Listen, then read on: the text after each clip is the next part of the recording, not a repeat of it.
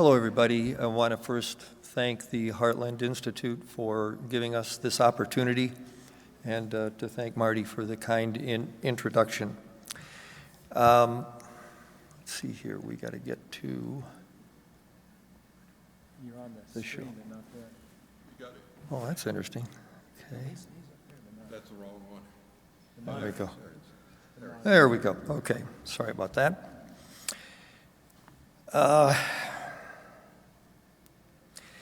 I'm here today to talk truth to power. Well, actually, truth to nuclear power. Where it stands today and where it's going. On the left, we see a typical Generation II reactor, which has been being used for the last 60-some years, and with the familiar cooling towers. And on the right, we have the perspective view of what a reactor of tomorrow may look like.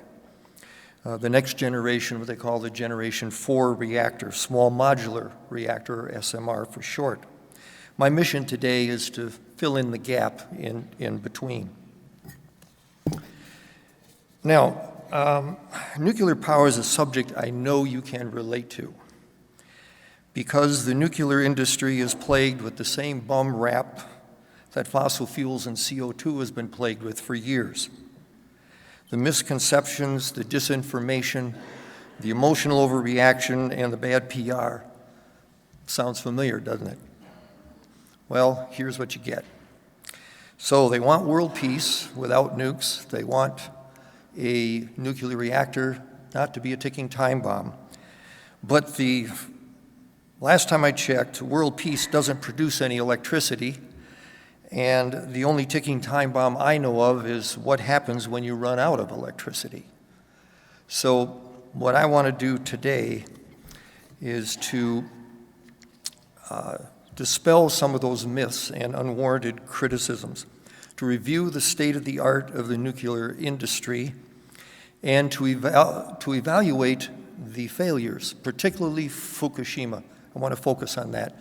This topic is a big topic, so I'm trying to narrow it down to some workable solutions, and so that we can prevent that, but also to take a look at the future of advanced reactors.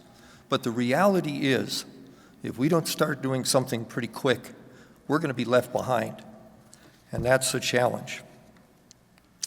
Now, the nuclear fleet that we have right now is aging and dwindling.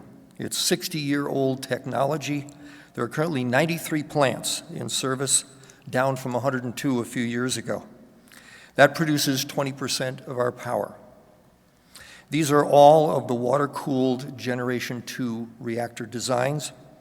And as they age, the problem is that the operating and maintenance costs continue to keep going up, and it gets less and less competitiveness as time goes on.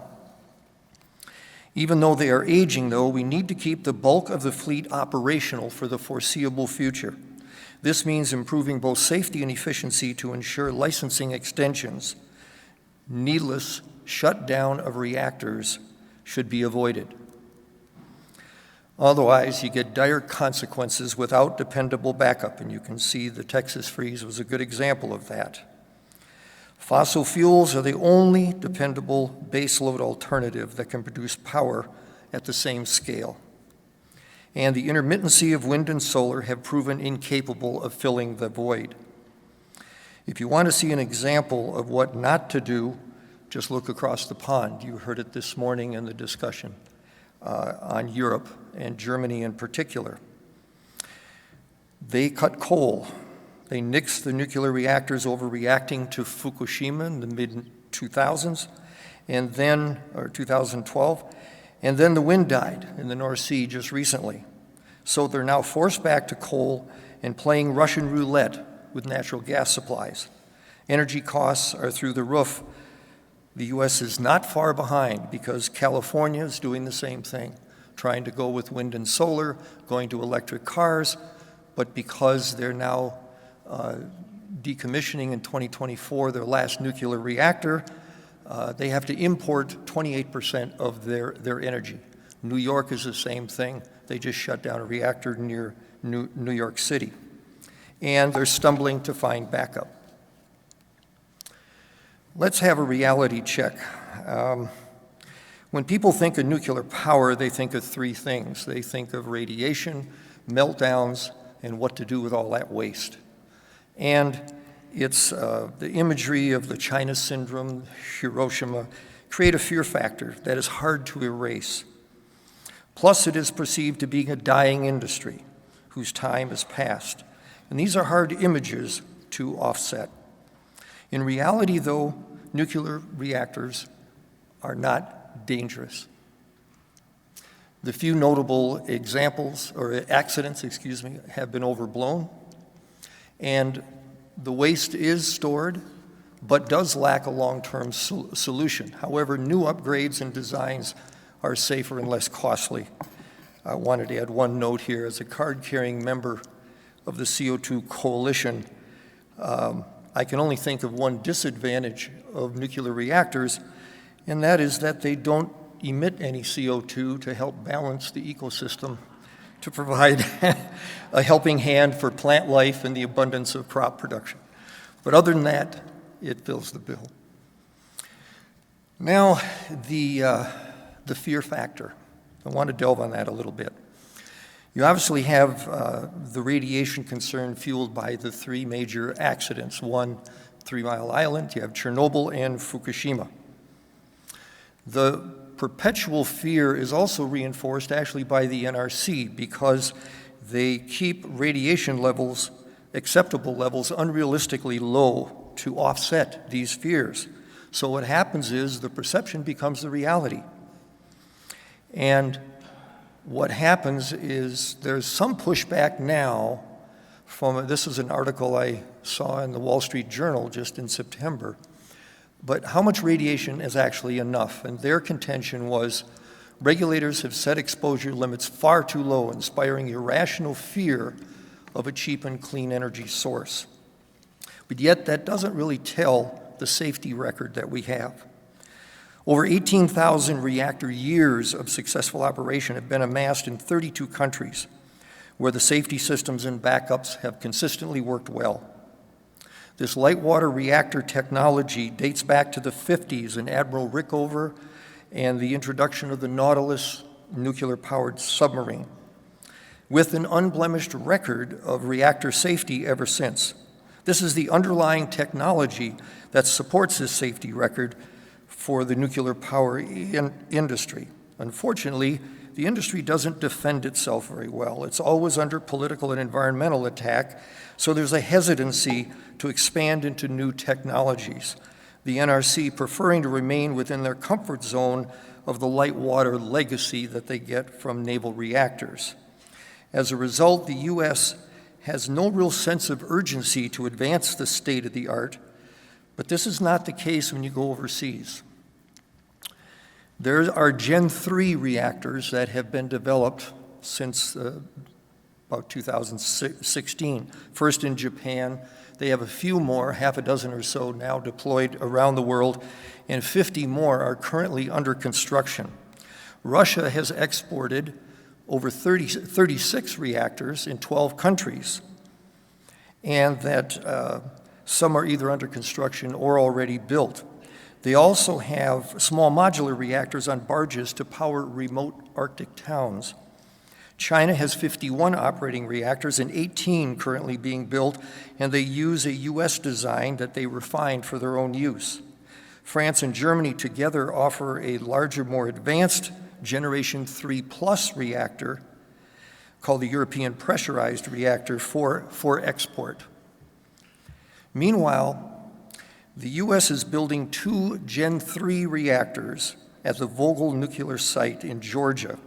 This is the first to be built in 30 years, but it's 6 years late and $11 billion over a $14 billion budget, leaving us well behind the power curve with our international competitors. So what's the major roadblock to the advancement of nuclear technology? Well, it's dependence on water. Regardless if you're a Generation II or Generation III reactor, you have water everywhere. It's used for cooling the reactor core as well as the spent fuel cooling ponds. There we go. It also transfers the heat to the steam generators. And then it's used for condensing the steam after that. So you have multiple circuits here.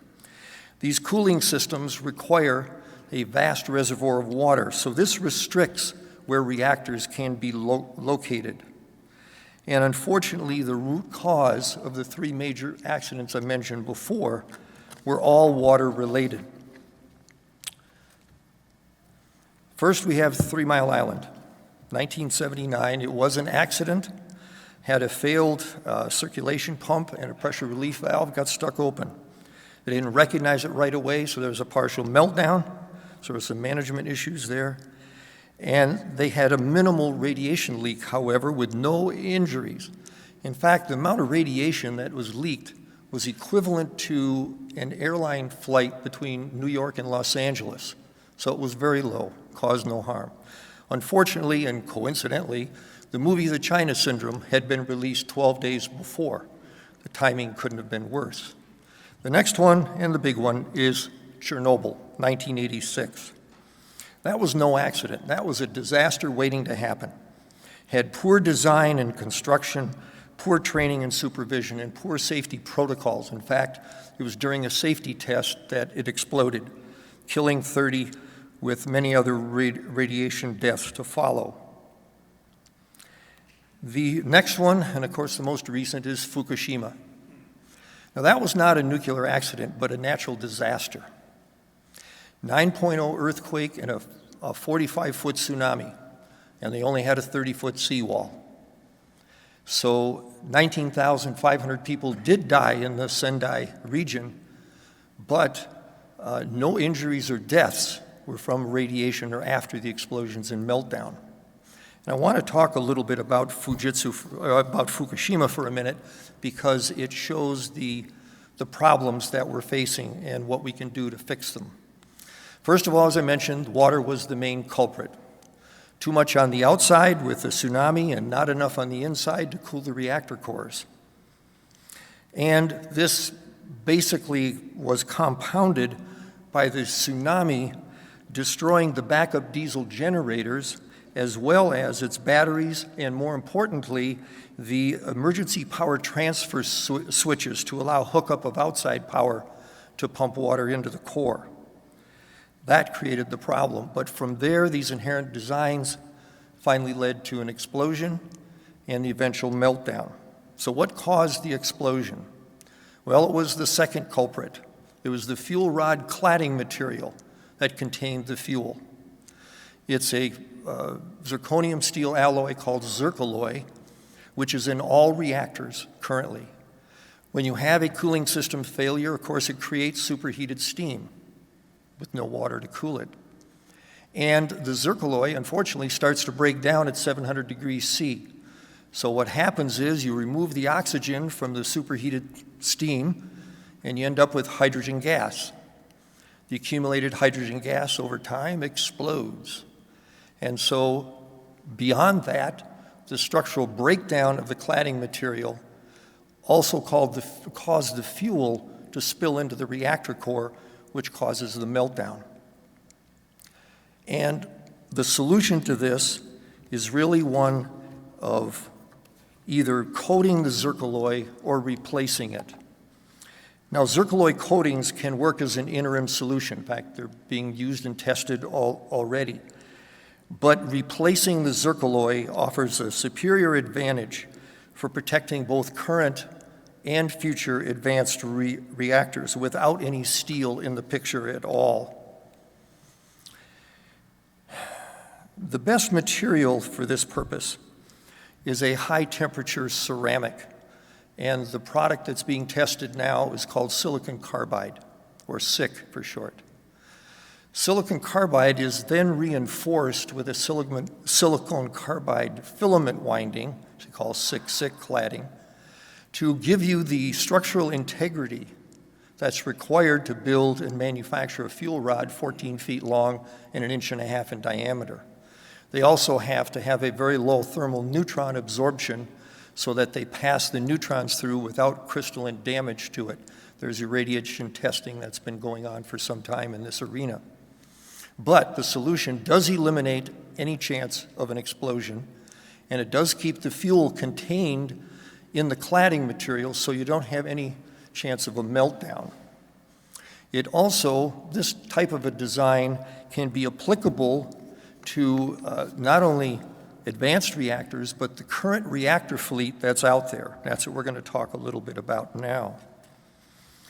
The other thing, and just to bring you up to date, is there is a test that's planned for 2024 of the actual material going into the Vogel, Georgia reactor site for in-site testing. And this operational test is critical to moving forward, as it needs the acceptance of the NRC before they could ever consider a commercialization to proceed. The reason why the 6-6 cladding works so well, I don't know if you can see it up here, is the fact that it has a 2,000-degree structural strength that enables it to have a safety margin far in excess of the zircaloy, and for the new and reactors that are being built in the Gen IV area, that they are passively safe, so they can reduce the threat of a meltdown or of overheating. And this compared to the zircaloy at 700 degrees C, and even when they add coating material to it, it's still 50% higher. Here we go. Oh, here we are. There we go. Sorry. The thing I mentioned before is that the 6-6 cladding can be used in existing reactor designs. It greatly improves the safety because you have no metal to water contact, and you won't have any spilling of the fuel. The other important features, though, is that it also increases the output by 10%, which is significant when you're talking about a 1.2 gigawatt reactor. More fuel is burned before refueling is required, and this translates into extending the refueling. Because you get higher burnup, you can now extend the refueling cycles from 18 to 30 months. So there are some significant advantages here. There are some other things associated with light water reactors I want to discuss briefly.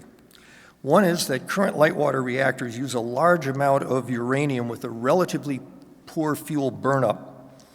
This is where efficiency then gets compromised, so the electrical output versus the thermal energy generated is maxed out at about 33%. This then produces a high amount of waste with only 5% fuel burnup, which is leaving 95% of the fissile energy in these fuel rods unused. Now they get stuck in cooling ponds. Lesson learned, for the next generation reactors then have to take these things into account. The 6-6 cladding is a great first step forward toward achieving those design objectives. The Department of Energy has had an advanced reactor program ongoing and underway that's been funded for multi-year activity. There are certainly three companies involved. The national labs offer testing support for them for this effort, and the NRC, the Nuclear Regulatory Commission, has been flexible in its licensing, although it still prefers the light water reactor technology. The Generation IV reactor design would include the following. The coolants would be light water, sodium, molten salt, or helium are the coolants of choice thus far. They would be a fast breeder design, which is to extend fuel cycles and minimize waste. The enhanced accident-tolerant fuels and cladding would be what we've already discussed, and they would have passively safe reactor cores. The optimum Gen IV reactor, as I can see it, would have the following. The coolant would be something other than water. Sodium, molten salts, or helium are the three candidates of choice. You'd have, of course, the 6-6 cladding for non-explosive cladding material fuel rods. And you'd also have direct electric power conversion, which uses a Brayton cycle to produce the electricity. This is a gas turbine, basically, and it generates power directly. The load following feature is something that's important, and Greg had highlighted the dispatchability of power sources between coal and gas.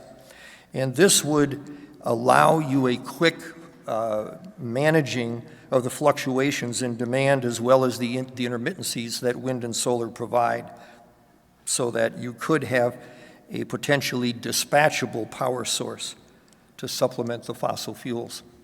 The other feature is a convert and burn fast breeder design, which seeds the fuel to create its own plutonium that is immediately consumed as it is created, thus steadily burning fuel through the entire length of the rod.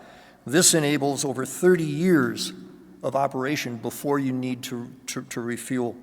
The resulting waste is reduced by 80% and is recyclable for the next batch of fuel so that not to add to the waste problem. And finally, you have multiple fuels: depleted uranium, plutonium, and thorium. But the big thing is you can also use the spent nuclear waste that's sitting in these cooling ponds. We currently have, because, by the way, they have 95% of their fissile energy still there. Currently, we have 89,000 metric tons of fuel rods sitting in cooling ponds or dry casks around the country. We're adding 2,100 metric tons every year. It's not just waste, but it's all that fissile energy going to waste. This creates a twofer. You now can have an electricity generating plant plus a waste management facility rolled into one. Goodbye, Yucca Mountain. The next aspect is how you would deploy these. They would be modularly constructed in a factory with on-site assembly. They'd be trucked to site and then assembled there. They'd be constructed underground for security. And without water, there would be no restrictions as to where they could be placed. So now you can place plants closer to the demand, which could help to decentralize the grid. With that, the construction costs could be potentially cut in half, and the operating efficiency doubled. You also have the opportunity of using these reactors for other applications, such as process heat, creating synthetic fuels like avgas, and desalination. As I mentioned earlier on, we need a sense of urgency here, which we don't have. The world demand for electricity is growing. Wind and solar cannot replace fossil fuels, but nuclear power can, and is, to me, the sleeping giant. We can't afford to keep kicking this can down the road. The can just gets bigger and harder to kick. And there is a growing existential dependency on electricity in our lives. And that, coupled with the ever-present grid risks associated with either a natural disaster like a freeze or a tsunami, or an attack, which could come from cyber or an EMP threat. So there is a national security imperative here that we have to address. We have military readiness to be concerned with. We have the critical infrastructure protection that's required. And this all affects the economic and cultural stability of the nation. And if we don't do it, someone else will. And if you can imagine future reactors coming from China or Russia, I think the NRC would have something to say about that.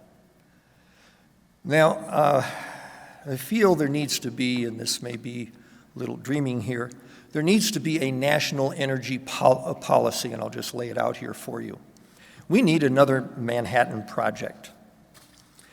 It needs to be multi-agency, multi-year development that transcends election cycles.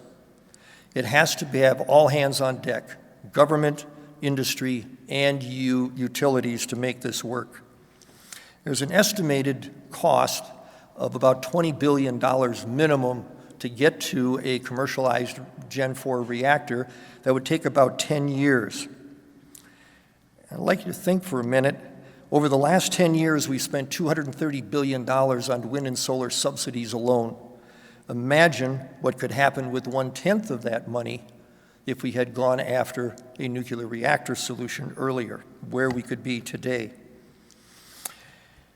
And 10 years, oops, a second, 10 years and about $30 billion, we put a man on the moon. I'm blessed to be working with the team that did that. And we're Americans. We do this stuff.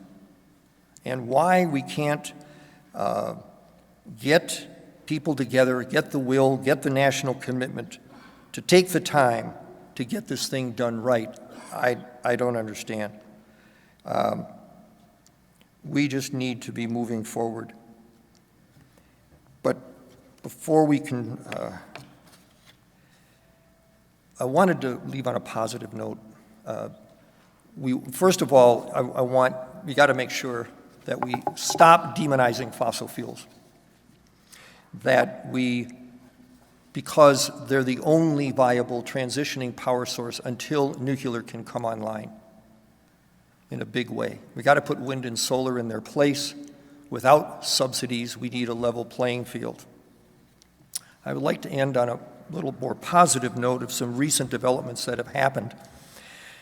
First of all, Europe is in a pickle. They don't have a lot of choices. With energy shortages,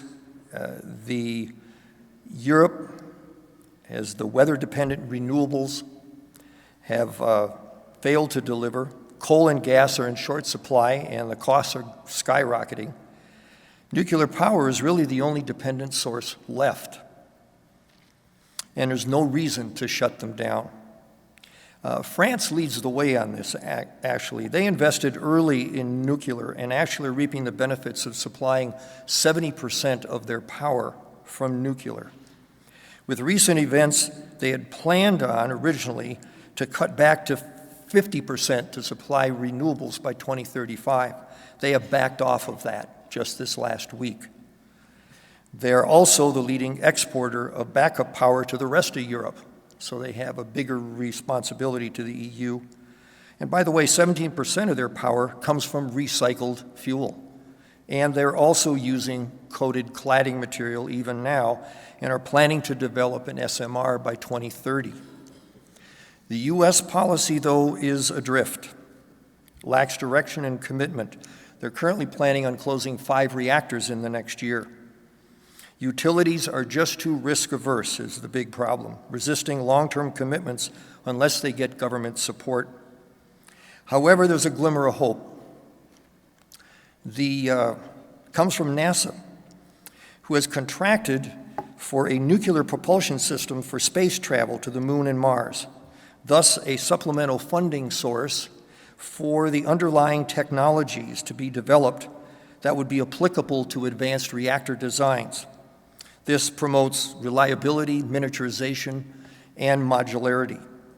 And finally, we have the 6-SIC cladding, which, once the testing is completed, should be able to be deployable by 2030. So in conclusion, we need to put Fukushima in the rearview mirror. We need to attack the fear factor.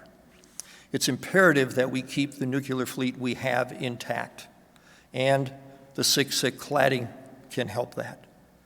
We need to move forward with advanced reactors to potentially start a new function where we also can remove use spent fuel and get rid of the waste problem at the same time. But without action, the U.S. loses its leadership position. And this is a result of the aging manpower within the NRC.